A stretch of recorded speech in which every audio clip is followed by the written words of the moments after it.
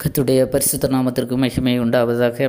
கர்த்தரும் இரட்சகருமாயிருக்கிற இயேசு கிறிஸ்துவின் இனிய நாமத்தில் வாழ்த்துதலை தெரிவித்துக் கொள்கிறேன். இந்த நாளிலும் சற்று நேர ஆலோசனைக்கு ஆதாரமாக ஒரு வசனத்தை வாசிக்க விரும்புகிறேன். நியாயாதிபதிகளின் புஸ்தகம் அதனுடைய 14வது அதிகாரம். நியாயாதிபதிகளின் புஸ்தகம் 14வது அதிகாரம் 8வது வசனத்தின் 2வது பகுதியை நான் வாசிக்க விரும்புகிறேன். சிங்கத்தின் உடலை பார்க்கிறதற்கு வழி விலகி போனான். இதோ சிங்கத்தின் உடலுக்குள்ளே தேனீ கூட்டமும் தேனும் இருந்தது. சிம்சோனுடைய காரியத்தை நாம் இங்கே பார்க்கிறோம். சிம்சோன் தன்னுடைய தாய் தகப்பனுக்கு கர்த்தருடைய திட்டத்தின்படி தீர்மானத்தின்படி கர்த்தர் கொடுத்ததான ஒரு பிள்ளை சிம்சோன். மனோவா தம்பதிகள் பிள்ளை இல்லாமல் இருந்தபோது கர்த்தர் தம்முடைய தூதனை அனுப்பி, நான் உங்களுக்கு ஒரு குமாரனை தருவேன், இந்த பிள்ளை வயிற்றில் உற்பவிக்கும் போது தாய் எப்படி இருக்க வேண்டும், 13 அதிகாரத்திலே நாம் அதை வாசிக்க முடியும். தாயானவள் திராட்சரசமும் மதுபானமும் குடிக்கக்கூடாது, தீட்டானது ஒன்றும் புசிக்கக்கூடாது என்று தாய்க்கு கர்த்தர் கட்டளை கொடுக்கிறார். ஒரு எச்சரிப்பை கர்த்தர் கொடுக்கிறார். அதன்படி தாய் இருக்க வேண்டும். பிள்ளை பிறந்த பிறகு அந்த பிள்ளை கர்த்தருக்கென்று நசரேனாக இருக்க வேண்டும். அவனுடைய தலையிலே சவரகன் கத்தி படக்கூடாது, அவனுடைய முடி வெட்டப்படக்கூடாது. அவன் பெலிஸ்தர் கையில் இருந்த இஸ்ரவேலை ரட்சிக்க வேண்டும் என்பதுதான் கர்த்தர் அவன் மேல் வைத்த பர்பஸ், அவன் மேல் கர்த்தர் வைத்த திட்டம். ஆமேன், ஹல்லேலூயா. இப்பேற்பட்ட திட்டங்களுக்கு உட்பட்டதான சிம்சோன் அவன் பிறக்கிறான், அவன் வளர்கிறான், அவன் வளர்ந்து வாலிபனாகிறான். 13வது அதிகாரம் கடைசி 2 வசனங்களை நாம் வாசிக்கும்போது அந்த கர்த்தர் சொன்ன அந்த காலகட்டத்திலே அந்த ஸ்திரீ ஒரு குமாரனை பெற்று அவனுக்கு சிம்சோன் என்று பெயரிடுகிறாள். அந்த பிள்ளை வளர்ந்தது, கர்த்தர் அவனை ஆசீர்வதித்தார் என்று நாம் பார்க்கிறோம் 13வது அதிகாரம் 24வது வசனத்திலே. அவன் வளர்ந்து இப்போ பெரியவனானான், அவன் வாலிப வயதை அடைகிறான்.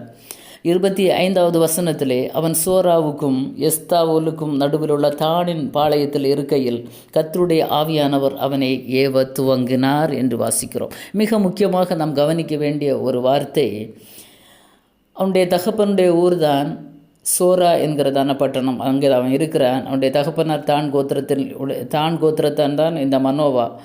அப்போது இவன் அந்த இடத்துல இருக்கும்போது, வாலிபனாக இருக்கும்போது, இவன் மேல் கர்த்தர் வைத்திருக்கிற திட்டம், தீர்மானம், நோக்கம் எல்லாமே கர்த்தருடைய ஆவியானவர் இவனுக்கு தெரியப்படுத்தி இவனை கர்த்தர் ஏவ தொடங்குகிறார்.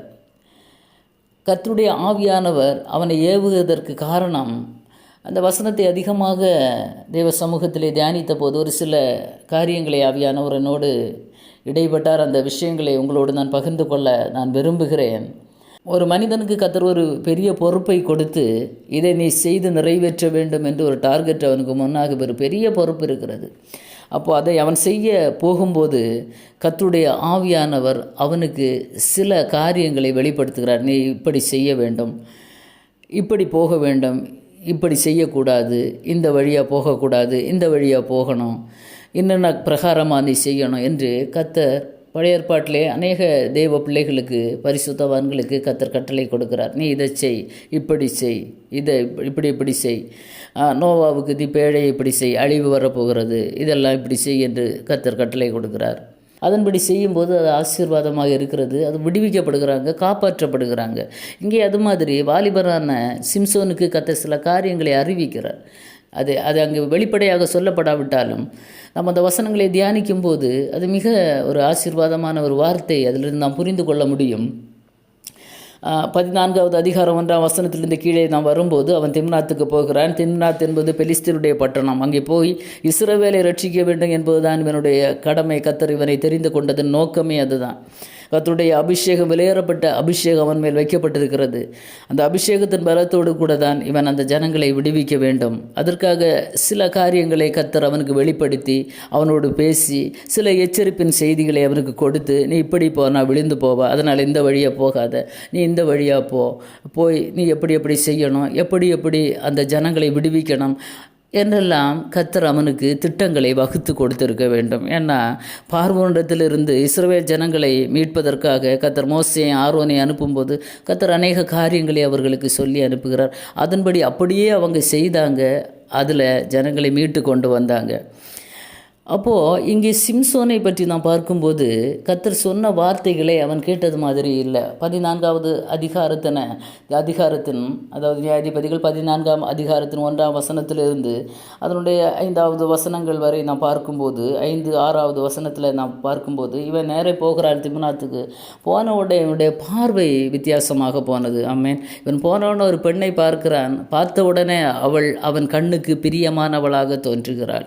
ஆமென். அதை பார்த்தோன்னே அவனுக்கு பிடித்து போய்விட்டது. எப்படியாக அந்த பெண்ணை கல்யாணம் பண்ண வேண்டும் என்று தாய் தகப்பனுக்கு போய் அறிவிக்கிறான். அவர்கள் இதற்கு எதிர்ப்பு தெரிவிக்கிறாங்க. ஆனாலும் அவன் தன் தகப்பனிடத்தில் சொல்லுகிறான், அவள் எனக்கு கண்ணுக்கு பிரியமாக இருந்தாள், ஆகவே இவ தான் எனக்கு வேண்டும் என்று சொல்லுகிறாள். ஹல்லேலூயா. அதனுடைய 4வது வசனத்திலே நாம் பார்க்கும்போது அதில் ஒரு முக்கியமான மேட்ரு இங்கே கர்த்தர் கொடுக்கிறார். ஒரு முக்கியமான வசனம் வருகிறது. அவன் பெலிஸ்தியரிடத்தில் குற்றம் பிடிக்க முகாந்தரம் உண்டாகும்படி இது கர்த்தரின் செயல் என்று அவன் தாயின் தகப்பனும் அறியாதிருந்தார்கள். அப்போது இவன் பெலிஸ்தியருடைய அந்த பட்டணத்துக்குள்ளே போய் இவன் சில காரியங்களை செய்ய வேண்டும் என்பது கர்த்தருடைய செயல்கள் இருக்கிறது. ஆனால் இவனுடைய பார்வை ஆண்டவர் கொடுத்த திட்டத்தின்படி தீர்மானத்தின்படி இல்லாமல் அவனுடைய மாம்ச இச்சைக்கு உட்பட்டு அவனுடைய கண்களின் இச்சைக்கு உட்பட்டு அவன் ஒரு பெண்ணின் மேல் அவனுடைய பார்வை விழுகிறது. இவன் செய்ய வேண்டிய பொறுப்பை அவன் அந்த இடத்துல மறந்து போகிறான். ஹல்லேலூயா. கர்த்தருடைய செயல் ஒன்று அவன் மேல் இருக்கிறது. அவன் அதற்காக ஆண்டவர் ஒருவேளை ஏவி அவன்கிட்ட சொல்லி இருக்கலாம். அவன் வேறு யாரையாவது அவன் பார்த்து அவன் வித்தியாசமான ஒரு பழக்கம் பழகி, இப்போ ஒரு பெண்ணை தான் பார்த்து அவன் பழகி இஸ்ரவேலை ரட்சிக்க வேண்டும் என்பது இல்லை. ஆனால் ஆண்டவர் அவனிடத்தில் என்ன பேசினார் என்பது சிம்சோனுக்கும் கர்த்தருக்கும் நன்றாக தெரியும். ஆனால் ஆரம்பத்திலேயே அவனுடைய பார்வை வித்தியாசமாக போனது. ஹல்லேலூயா. கர்த்தர் வைத்திருக்கிற திட்டங்கள் தீர்மானங்களை அவன் ஒரு நொடி பொழுதில் அவன் மறந்து போகிறான். மறந்து அந்த பெண்ணின் மேல் அவன் விரும்பி அவளை எப்படியாவது அடைய வேண்டும் என்று தாய் தகப்பனை அவன் என்ன செய்கிறான், அழைத்து கொண்டு வருகிறான். அந்த விஷயத்தில் அவன் பிடிவாதமாக இருக்கிறான். அவனுக்கு கொடுத்திருக்கிறதான ஒரு டார்கெட், மிகப்பெரிய ஒரு டார்கெட், அதை விட்டு அவன் இப்போ இந்த பக்கம் சாய்ந்து அவன் போனாலும் அந்த வழியில் நாம் பார்க்கும்போது அந்த வசனத்தில் நம்ம பார்க்கும்போது மிக முக்கியமாக ஒரு சில வசனங்கள் கவனிக்கக்கூடிய அளவிலே இருக்கிறது. அந்த 5வது வசனம் 14:5 தகப்பனும் தாயும் சிம்சோனுமாக திம்னாத்துக்கு போக புறப்பட்டார்கள் என்று இருக்கிறது.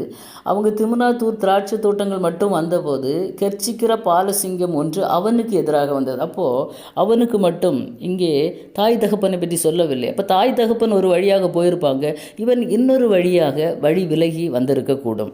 இவன் வேற ஒரு வழியாக வருகிறான். அப்போ இவனுக்கு ஒரு பாலசிங்கம் எதிர்படுகிறது. அந்த சிங்கத்தை அவன் மேல் ஆவியானவர் பலமாக இறங்கினதினால் ஒரு ஆட்டுக்குட்டியை போல அவன் என்ன செய்தான், அதை கிழித்து போட்டான். ஆனால் இவன் செய்ததை தாய் தகப்பனுக்கு அறிவிக்கவில்லை என்று 6வது வசனத்தின் கடைசி பாகத்திலே சொல்லப்பட்டிருக்கிறது. அப்போது இவன் செய்தது, இந்த சிங்கம் எதிர்பட்டது, இது ஒன்றும் அவன் தாய் தகப்பன் பார்க்கவில்லை, அறியவில்லை, காணவில்லை. அப்போது அவங்க போன பாதை வேறு, இவன் போன பாதை வேறு. ஆரம்பத்திலேயே சிம்சோன் வழி விலகி போயிருக்கிறான். ஆமென். இந்த வசனத்திலிருந்து நன்றாக நாம் புரிந்து கொள்ள முடியும். 7வது வசனத்தில் வரும்போது அவன் போய் அந்த பெண்ணோடே பேசினான். அவள் சிம்சோனின் கண்ணுக்கு பிரியமாயிருந்தாள். திருப்பியும் அவன் அந்த இடத்திலே அவனுடைய கண்களின் இச்சை அவனை விடவில்லை. அவனுடைய கண்ணுக்கு அவள் பிரியமாய் இருந்தாள். ஆமேன். சிம்சோனுடைய பார்வைக்கு அவள் அழகாக அப்படியே அவன் அதை இச்சிக்கிறான். இப்படி தான் ஏதேன் தோட்டத்தில் நடந்தது. ஏவோளுடைய கண்களுக்கு அந்த பழம் அது இச்சிக்கப்படத்தக்கதாக இருந்தது. அல்லேலூயா. அது இச்சிக்கப்படத்தக்கதாக இருந்தது. அது ஒரு பாவம். இச்சை தான் பாவத்தை பிறப்பிக்கிறது. இங்கே சிம்சோனுக்கு ஒரு இச்சை வந்தது, அங்கே பாவம் உருவாகிறது. அல்லேலூயா. அவள் கண்ணுக்கு பிரியமாக இருந்தாள் என்று பார்க்கிறோம். இப்போது ஒரு சில நாட்களுக்கு பின்பு மறுபடியுமாக இவளை விவாகம் பண்ணுவதற்காக, கல்யாணம் பண்ணுவதற்காக இவன் திரும்பி வந்து, அதுதான் 8வது வசனம், திரும்பி வந்து சிங்கத்தின் உடலை பார்க்கிறதற்கு வழி விலகி போனான். இதோ சிங்கத்தின் உடலுக்குள்ளே தேனீ கூட்டமும் தேனும் இருந்தது. முதல்ல வழி விலகி போனான். சிங்கம் அவனுக்கு எதிர்பட்டது. ஆனால் கிருபையாய் கர்த்தருடைய ஆவியானவர் இறங்கினதுனால அதை கிழித்து போட்டான். இப்போ 2ஆம் தரமும் அதே வழியாக அவன் போகிறான். அல்லேலூயா. அதே வழி அவன் வழி விலகி போனான். ஆமென். அல்லேலூயா. வழி விலகி போனான். எதுக்கு போனான் தெரியுமா? அந்த சிங்கம் எப்படி இருக்கிறது என்று பார்க்க அவன் போகிறான். அல்லேலூயா. ஒரு மிருகம் அல்லது ஒரு பறவை, ஏதோ ஒன்று, ஒரு ஜீவனுள்ள ஒரு ஜந்து, ஒரு வஸ்து, அது இறந்து செத்து போனால் அது கொஞ்சம் நாட்களுக்கு பிறகு அது நாம் பார்க்க போனால் அந்த இடத்துல அது அழுகி நாற்றம் எடுத்து இருக்கும். அல்லேலூயா. இது சகஜம், எல்லாருக்குமே தெரியும். ஆனால் சிம்சோன் அந்த இடத்திலே அவன் தவறுகிறான். அவன் வழி விலகி திருப்பி அது எப்படி இருக்கிறது என்று அதை பார்க்க ஆசைப்படுகிறான். இல்லை, இதுதான் இன்றைக்கி உலகத்தில் பெரிய பிரச்சனை. இதுதான்.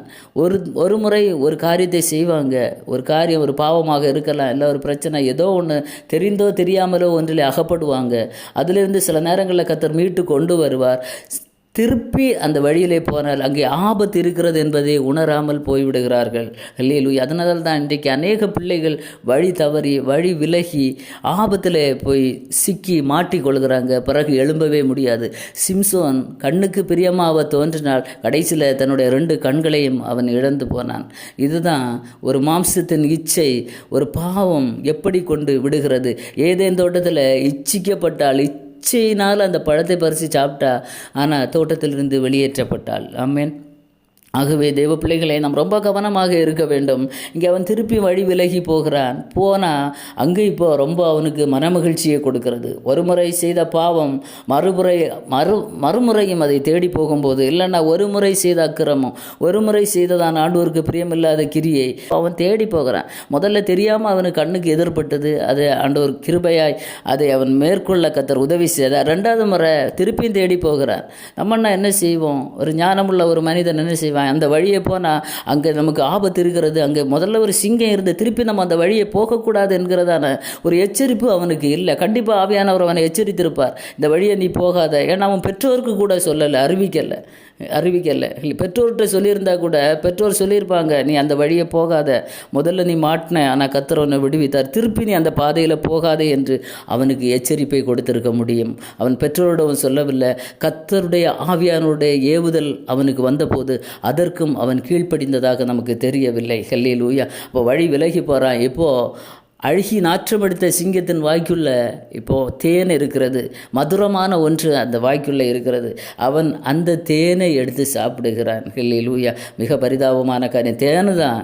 தேன் எந்த இடத்துல இருந்தால், நம்ம ஒரு அழுகி போன ஒரு மிருகம் இல்லை ஒரு மிக மோசமான ஒரு இடத்துல தேன் இருந்தால் யாராவது எடுத்து சாப்பிடுவோமா? யாருமே அது தேனாக இருக்கட்டும், எதுவாக இருக்கட்டுமே, அது இருக்கிற இடம், அது எங்கே இருக்கணுமோ அந்த இடத்துல இருந்தால் மாத்திரம்தான் நம்ம அதை எடுத்து சாப்பிடுவதற்கு அது உதவும். அது ஒரு அழுகி நாற்றமெடுத்த ஒரு மிருகத்தின் வாய்க்குள்ளே இருக்கிறது என்றால் அதை எடுத்து சாப்பிடுவதற்கு எல்லாருமே மனுஷ ஜென்மத்தில் இருக்கிற எல்லாருமே தயக்கப்படுவது வழக்கம். ஆனால் இங்கே சிம்சோன் அதை விரும்பி சாப்பிடுகிறான். அதை எடுத்து கொண்டு போய் தன் தாய் தகப்பனுக்கும் கொடுக்கிறான். இங்கே தான் அவனுக்கு பிரச்சனையே உருவாகிறது. இதற்குள்ளே தான் ஆபத்து இருக்கிறது. இந்த தேனம் எங்கிருந்து வந்தது என்பதை தாய் தகப்பனுக்கு அவன் அறிவிக்கவில்லை. ஒருவேளை அவன் அறிவித்திருந்தால் அவங்க ஒருவேளை சாப்பிட்ருக்க மாட்டாங்க. ஐயோ, செத்துப்போன சிங்கத்துக்கு வாயில் இருந்தால் இது வேண்டாம், இது அசுத்தம், இது நம்ம சாப்பிடக்கூடியதில்லை, இது நம்ம தொடக்கூடாது, இதை நம்ம சாப்பிடக்கூடாது, இதை ஒதுக்கிவை, இதை விலக்கிவை என்று சொல்லி இருக்கலாம். அதையும் அவன் சொல்லவில்லை. 2 முறையும் தாய் தகப்பனுக்கு அவன் அறிவிக்கவில்லை. கர்த்தருடைய எச்சரிப்பின் சத்தத்தை அவன் கேட்கவில்லை. கடைசியில் அந்தோ பரிதாபம். ஹல்லேலூயா. இந்த தேனை எடுத்து சாப்பிட்டு இந்த தேனினால் தான் அவனுக்கு விடுகதை பிறக்கிறது. அதை தான் போய் அங்கே சொல்கிறான், மாட்டிக்கொள்கிறான். அன்பான தெய்வ பிள்ளைகளே, இந்த காலை வேளையிலே கர்த்தர் ஒரு எச்சரிப்பின் செய்தியாக இந்த வார்த்தை உங்களுக்கு நேராக கடந்து வருகிறது என்று நான் நினைக்கிறேன். யாராவது இப்பேற்பட்ட சூழ்நிலையில் இருப்பீர்கள் என்றால், ஹல்லேலூயா, கர்த்தரால் எச்சரிப்பை பெற்றும் இந்த வழியில் நீ போகாத, போனால் நீ மாட்டிக்கொள்ளுவ. ஹல்லேலூயா. ஒருவேளை தெரிந்தோ தெரியாமலோ ஒரு முறை மாட்டியிருப்பீங்க. மறுமுறை அது எப்படி இருக்கிறது என்று அதை பார்க்க போனீங்கன்னா அவ்வளவுதான், நிலைமை ரொம்ப பரிதாபமாக போய் முடியும். ஆமென். ஹல்லேலூயா. சிம்சோன் அதற்கு ஒரு பெரிய எடுத்துக்காட்டாக வேதாகமத்திலே நாம் பார்க்க முடிகிறது. அன்பான தெய்வ பிள்ளைகளே, அவன் அந்த வழியை போகாமல் அவன் நேர் வழியாய் போயிருந்தால் இப்பேற்பட்ட பிரச்சனை வந்திருக்காது. அவன் இஸ்ரவேலை கர்த்தர் சொன்னபடி பெலிஸ்தருடைய கையிலிருந்து அவன் நீங்களாக்கி ரட்சித்திருக்க முடியும். இப்போது கர்த்தர் அவனை இந்த உலகத்தில் அனுப்பின பர்பஸ் அவனால் செய்ய முடியல. கடைசியில் அவனுடைய கண்கள் 2ம் பிடுங்கப்பட்டது. எந்த கண் பாவம் செய்ததோ, எந்த கண்ணினால் அந்த இச்சை பிறப்பிக்கப்பட்டதோ அதே 2 கண்களை அவன் இழந்து விடுகிறான். கடைசியில் அவன் ஆண்டவரிடத்தில் கெஞ்சி கேட்டு எப்படியோ கர்த்தர் அந்த கடைசி நேரத்தில் அவனுடைய சத்தத்திற்கு செவி கொடுத்து அவன் மரிக்க போகிற தருவாயில் கொஞ்சம் பெலிஸ்தியர் அவன் கொன்று போட்டான். அவன் உயிரோடு இருந்து அவன் கொன்றதை விடவும் அதிகமான ஜனங்களை அவன் கொன்று போட்டான் என்று வேதத்திலே நாம் பார்க்கிறோம். ஆனால் தேவ திட்டத்தை அவனால் செய்து முடிக்க முடியவில்லை. ஏன் முடியலை? வழி விலகி போன ஒரு சிம்சோன். ஆமென். ஹல்லேலூயா. இதை கேட்கிற தேவ பிள்ளைகளே, அல்லேலூயா. விசேஷமாக வாலிப பிள்ளைகளே, ஏதோ ஒன்றை பார்த்த உடனே இதுதான் வேண்டும் என்று சிம்சோன் என்ன, ஆனால் தாய் தகப்பன் அவனை நன்றாக இது வேண்டாம், இது நமக்கு வேண்டாம் என்று சொன்னாங்க. அவன் கேட்கவில்லை. கண்களின் இச்சை, மாம்சத்தின் இச்சை ஒரு தேவ பிள்ளையுடைய வாழ்க்கையில் வரக்கூடாது. இது வந்ததினால்தான் இவனுடைய வாழ்க்கையிலே இவ்வளவு ஃபெயிலியர் வந்திருக்கிறது. அன்பான தேவ பிள்ளைகளே, இதை கேட்கிற வாலிப தம்பி தங்கச்சி நீங்கள் யாராக இருந்தாலும் அல்லேலூயா, நீங்கள் போக வேண்டிய பாதை வழி விலகி போகும்போது, பெற்றோரை விட்டு விலகி போகும்போது, ஆவியானுடைய திட்டத்திற்கு விலகி போகும்போது, சில சிங்கங்கள் அல்லேலூயா, சிங்கங்கள் என்று சொல்லும்போது இன்றைக்கு வாழ்க்கையில் பல விதமான பாவங்கள் வழி விலகி போகும்போது அங்கே நீ விரும்புகிற பல காரியங்கள் அந்த இடத்துல இருக்கலாம், நீ அதை அனுபவிக்கலாம். ஆனால் ஒரு முறை கர்த்தர் உன்னை விடுவிப்பார் அந்த இடத்திலிருந்து. ஏதோ தெரியாமல் செய்திருக்கலாம். சிம்சோனுக்கு அப்படித்தான். கர்த்தர் ஒரு முறை அவனுக்கு விடுதலையை கொடுத்தார். அவன் அந்த சிங்கத்தை கிழித்து போட்டான். மறுமுறை அவன் அந்த வழியை போயிருக்கக்கூடாது, ஆனால் மறுமுறையும் அவன் வழி விலகி போகிறான் என்று நாம் பார்க்கிறோம். அல்லேலூயா. அன்பான தெய்வ பிள்ளைகளே, மறுமுறை நாம் வழி விலகி அது எப்படி இருக்கிறது என்று அவன் பார்க்க, அது எப்படி செத்துப்போன சிங்கம் எப்படி இருக்கும், அது அழுகி நாற்றம் எடுத்து இருக்கும். ஆமென். அல்லேலூயா. இப்போ ஒரு முறை நீ செய்த பாவம், ஒருவேளை அதிலிருந்து காப்பாற்றப்பட்டிருப்ப, மறுபடியும் அதே வழியை அது எப்படி இருக்கிறது என்று பார்க்க போவாயானால், அது எப்படி இருக்கிறது திருப்பியும் ஒரு தடவை நான் போய் பார்க்கட்டும் என்று போவாயானால் அந்த இடத்துல தான் ஆபத்து இருக்கிறது என்பதை மறந்து விட வேண்டாம் இந்த காலை வேளையில். ஆகவே கர்த்தருடைய சித்தத்திற்கு திட்டத்திற்கு மாறி வழி விலகி போக விரும்பாதீங்க. பெற்றோருடைய சொல்லுக்கு கீழ்ப்படியாமல் வழி விலகி போக விரும்பாதீங்க. அல்லேலூயா. எப்பேற்பட்ட அனுபவத்தில் இருக்கிறீங்க என்பது உங்களுக்கும் தெரியும், கர்த்தருக்கும் தெரியும். எத்தனையோ குடும்பங்களில் பெற்றோர் கண்ணீர் வடித்து கொண்டிருக்கிறாங்க பிள்ளைகளுடைய விஷயத்தில். ஒரு சிம்சோனை போல இருக்க வேண்டவே வேண்டாம். ஆமென். அல்லேலூயா. தாய் தகப்பனுடைய பேச்சுக்கும் அவன் பிரியமாக இருந்தது மாதிரி தெரியல, தன்னுடைய சுய இஷ்டத்தின்படி போனால் மாட்டிக்கொண்டான். அதே மாதிரிப்பட்ட ஒரு அனுபவம் நம்முடைய வாழ்க்கையில் வேண்டவே வேண்டாம். அல்லேலூயா. யாராவது இதை கேட்கிற பிள்ளைகள், வாலிப பிள்ளைகள், தம்பி தங்கச்சி, யாராவது இப்பேற்பட்ட அனுபவத்தில் இருந்தீங்கன்னா, ஒரு முறை செய்திருப்பீங்க ஒரு பாவம், மறுபடியும் நான் அந்த வழி விலகி போய் அது எப்படி இருக்கிறதுன்னு நீ பார்க்க போவ. முதல்ல சங்கீதம் 1:1 பார்ப்ப, அடுத்து நிற்ப, அடுத்து உட்காருவ, அடுத்து அவங்களோட நீ சேர்ந்துருவ. அப்படிப்பட்டதான காரியங்கள் நம்முடைய வாழ்க்கையில் வேண்டாம். இன்றைக்கு அதை விட்டு மனம் திரும்புங்கள். கர்த்தருடைய நாள் மிக சீக்கிரமாக இருக்கிறது, கர்த்தருடைய வருகை சீக்கிரமாக இருக்கிறது. ஆகவே யாராவது வழி விலகி பயணித்து கொண்டிருக்கிறீங்கன்னா ஆபத்து இருக்கிறது என்பதை உணர்ந்து கொள்ளுங்கள். அல்லேலூயா. கர்த்தருக்கு பிரியமாக நடையுங்க. நமக்கு கிறிஸ்தவர்கள் என்று பெயர் பெற்ற பிள்ளைகள், இயேசுவின் இரத்தத்தினால் மீட்கப்பட்ட பிள்ளைகளுக்கு சில சட்ட திட்டங்களை கர்த்தர் வைத்திருக்கிறார். அல்லேலூயா. அல்லேலூயா. நாம் எப்படியோ மனம் போன போக்கிலே வாழ வேண்டியவர்கள் அல்ல. நமக்கு கர்த்தர் நியமங்களை வைத்திருக்கிறார், கட்டளைகளை வைத்திருக்கிறார், கற்பனைகளை இப்படி தான் வாழணும், இப்படி தான் நீ நடக்கணும், இந்த பாதையில் தான் நீ போகணும். வழி விலகி போகாதே. வழி விலகி போனால் நீ மாட்டிக்கொள்ளுவ. அதனால் கர்த்தருடைய கட்டளைகள் கற்பனைகளுக்கு கீழ்ப்படிவோம். அவனுடைய வசனத்துக்கு செவி கொடுங்க, அதை கேளுங்க. எப்படியாவது கர்த்தருடைய வசனத்தின்படி வாழ பிரயாசப்படுங்க.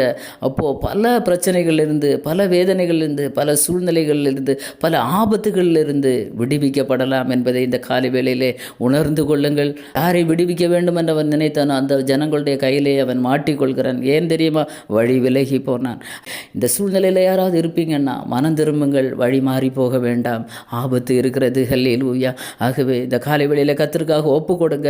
கர்த்தர் என்ன செய்ய சொல்கிறாரோ அதன்படி செய்யுங்க. அவர் நடத்துகிற பாதையில் போங்க, அதை விட்டு வழி மாறி போகவே வேண்டாம். அல்லேலூயா. நீங்கள் வழி மாறி போவீங்கன்னா அது பெரிய ஆபத்திலே போய் முடியும். நீங்கள் கர்த்தருடைய சித்தத்தின்படி செய்வீங்கன்னா கர்த்தர் உங்கள் மேல் வைத்திருக்கிறதான நோக்கங்கள், திட்டங்கள், தீர்மானங்களை கர்த்தர் உங்களுக்காக நிறைவேற்றுவார். அது ஆசீர்வாதமாக இருக்கும். ஆமென். அல்லேலூயா. இந்த காலை வேளையில் ஒப்பு கொடுப்போமா? அல்லேலூயா. அதை தான் அப்போஸ்தலனாகிய பவுல் ஒரே ஒரு வசனத்தை கூட நான் வாசிக்க விரும்புகிறேன். 2 தீமோத்தேயு 2:22 அன்றியும் பாலியத்துக்குரிய இச்சைகளுக்கு நீ விலகி ஓடி சுத்த இருதயத்தோடு கர்த்தரை தொழுது கொள்ளுகிறவர்களுடனே நீதியையும் விசுவாசத்தையும் அன்பையும் சமாதானத்தையும் அடையும்படி நாடு. ஆமென். பாலிய இச்சைகளுக்கு நீ விலகி ஓடு, சுத்த மனசாட்சியோடு கர்த்தரை தொழுது கொள்ளுகிறவர்களுடனே நீ சேர்ந்து கொள். அல்லேலூயா. அநேக தொழுது கொள்ளுகிற இடங்கள், அநேக ஆலயங்கள், அநேக ஆராதனை ஸ்தலங்கள் இருக்கிறது. ஆனால் எல்லா ஆலயங்களும், எல்லா ஆராதனை ஸ்தலங்களும், எல்லா போதகர்களும் எல்லாவற்றையும் போதிக்கிறதான ஒரு சூழ்நிலை இன்றைய காலகட்டத்தில் இல்லை. மனம் போன போக்கிலே போய் கொண்டிருக்கு. எப்பேற்பட்ட அனுபவத்தில் இருந்தாலும் சபையில் இன்றைக்கு ஜனங்கள் எல்லாம் ஒன்று சேர்ந்து தான் இருக்கிறாங்க. உலகமும் சபையும் ஒன்றாக இருக்கிறதானா இங்கே பவுல் தீமோத்தேயுக்கு அழகாக எழுதுகிறார், நீ என்ன செய், பாலிய இச்சைகளுக்கு விலகி ஓடு, நீ எங்கே போய் சேர்ந்து கொள், சுத்த இருதயத்தோடைய கர்த்தரை தொழுது கொள்கிற பிள்ளைகள் இருக்கிறாங்க, அவங்க கூட நீ சேர்ந்தேன்னா உனக்கு நீதியும் விசுவாசமும் அன்பும் சமாதானமும் கிடைக்கும். அந்த இடத்துல நீ சரியான பாதையை நீ அறிந்து கொள்ளுவ, உனக்கான பாதையை அவர்கள் காட்டுவாங்க, அந்த பாதையிலே நீ பயணிப்பாய், முடிவிலே நீ ஆசீர்வாதத்தை பெற்றுக்கொள்வாய் என்பதிலே எந்த சந்தேகமும் இல்லை. மாம்ச சிந்தை மரணம், ஆவியின் சிந்தையோ ஜீவனும் சமாதானமும். ஆகவே ஒரு தீர்மானம் எடுங்க. இன்றைக்கு எந்த சூழ்நிலைகளில் எந்த நிலைமையில் இருக்கிறீங்கன்னு உங்களுக்கு தெரியும். அந்த பாவ வழிகள் நீங்கள் தேர்ந்தெடுத்து இருப்பீங்கன்னா ஒரு முறை செய்த பாவத்தை திருப்பியும் செய்ய உங்களை தூண்டுகிறதா? வேண்டாம் அன்பான தம்பி தங்கச்சி, வேண்டாம், வேண்டவே வேண்டாம். கர்த்தருடைய வருகை சீக்கிரமாக இருக்கிறது. எப்படியாகலும் கர்த்தருடைய வருகையிலே நீங்கள் போக வேண்டும். கர்த்தருடைய வருகைக்காக நீங்கள் ஆயத்தப்பட வேண்டும், பரிசுத்தப்பட வேண்டும். இது ஒன்றுதான் கர்த்தர் வைத்திருக்கிறதான நோக்கம், திட்டம் உங்கள் மேல். ஹல்லேலூயா. நீங்கள் கர்த்தருடைய கட்டளைகள் கற்பனைகளை கை கொண்டவுடைய வசனத்தின்படி நடக்கும்போது இந்த உலகத்திற்குரிய ஆசீர்வாதங்கள் உங்களுக்கு ஏற்ற நேரத்தில் அதன் காலத்தில் கர்த்தர் எல்லாவற்றையும் நேர்த்தியாய் செய்வார். நீங்கள் எதையும் தேடி போக வேண்டாம். கர்த்தருடைய வார்த்தைக்கு கீழ்ப்படிங்க, கர்த்தர் நடத்துகிற பாதையில் பயணிங்க. கர்த்தர் அதை உங்களுக்கு ஆசீர்வாதமாக மாற்றி தருவார். உங்கள் சுய இஷ்டத்தின்படி சுய புத்தியின் மேலே சாயாதுங்க. தேவ திட்டங்களுக்கு நேராக உங்களை அர்ப்பணியுங்கள். கர்த்தர் உங்களை ஆசீர்வதிப்பார். ஜெபிப்போமா? கிருபையும் இரக்கமும் நிறைந்த நல்ல தகப்பனே, இந்த நல்ல காலை வேலைக்காக நன்றி ஆண்டவரே. சிம்சோன் வழி விலகி போனான், பெரிய ஆபத்திலே போய் முடிந்தது கர்த்தாவே. இந்த காலை வேளையில் இந்த செய்தியை கேட்கிற பிள்ளைகள் வழி விலகி போகாதபடிக்கு கர்த்தர் காத்து கொள்ளுவீராக ஆண்டவரே. அப்பா உமக்கு ஸ்தோத்திரம் ஆண்டவரே. ஹல்லேலூயா. ஆண்டவரே, உடைய வார்த்தையை கேட்கிற பிள்ளைகள் ஆண்டவரே, யாராவது வழி விலகி போயிருந்தால் அதை விட்டு திரும்பி ஆண்டவரே கர்த்தர் நடத்துகிற பாதையில் செல்லும்படியான கிருபைகளை கர்த்தர் கொடுப்பீராக ஆண்டவரே. அப்பா, எத்தனையோ பெற்றோர்கள் கண்ணீரோடு பிள்ளைகளுக்காக ஜெபித்து கொண்டு இருப்பாங்க ஆண்டவரே. அந்த பெற்றோருடைய கண்ணீரின் ஜெபங்களுக்கு கர்த்தர் செவி கொடுத்து ஆண்டவரே, பிள்ளைகள் நேரான பாதையிலே கர்த்தருடைய கட்டளைகள் கற்பனைகளுக்கு கீழ்ப்படிந்து கர்த்தருடைய வசனங்களுக்கு கீழ்ப்படிந்து ஆண்டவரே சரியான பாதையிலே போக கர்த்தர் உதவி செய்வீராக. ஒரு ஆத்மா கூட கெட்டு போகாதபடி எல்லா பிள்ளைகளும் நித்திய ஜீவனை அடையும்படிக்கு ஆண்டவரே, நீர் இந்த உலகத்தில் வந்து ஜீவனை தந்தீரே ஆண்டவரே. உடைய இரத்தத்தின் மேன்மை, உடைய இரத்தத்தினால் உண்டான அந்த ரட்சிப்பை எல்லா பிள்ளைகளும் சுதந்திரித்துக் கொள்ளட்டும் கர்த்தாவே. இதை ஒரு எச்சரிப்பின் செய்தியாக பிள்ளைகள் எடுத்துக்கொள்ளட்டும் ஆண்டவரே. கர்த்தருக்காக தங்கள் வாழ்க்கையை அர்ப்பணிப்பார்களாக, ஆசீர்வாதத்தை பெற்றுக்கொள்வார்களாக. கர்த்தர் அப்படி செய்ய போகிற கிருபைக்காய் நன்றி. பெரிய காரியங்களை செய்வீராக. உங்கள் நாமம் மட்டுமே மகிமைப்படட்டும். ஆசீர்வதி இயேசுவின் மூலம் ஜெபத்தை கேளும் ஜீவனுள்ள நல்ல பிதாவே. ஆமேன், ஆமேன். God bless you.